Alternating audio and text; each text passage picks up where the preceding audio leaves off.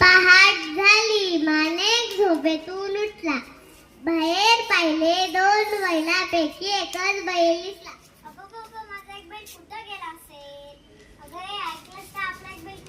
अगं ऐकलंस का आपला एक बैल कुठं गेला असेल? कुठे गेला?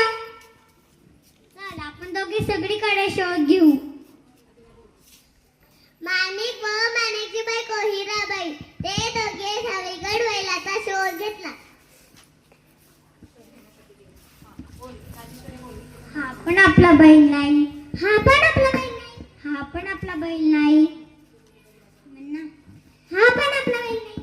ते दोघे बैल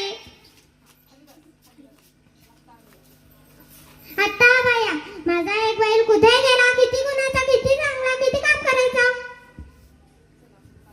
चला आपण दोघे बाजारात जाऊन शोध घेऊ. माणिक व माणिकची बायको हिराबाई ते दोघे बैल बाजारात गेले.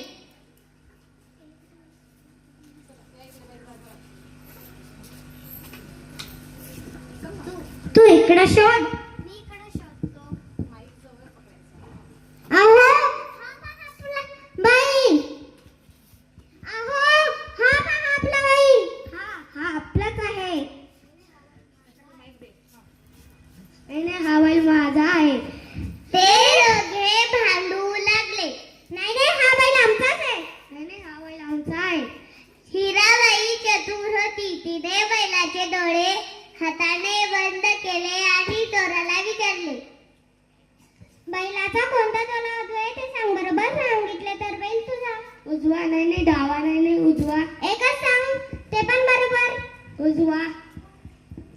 हिराबाईने बैलावरच्या डोळ्यावरचा हात बाजूला केला.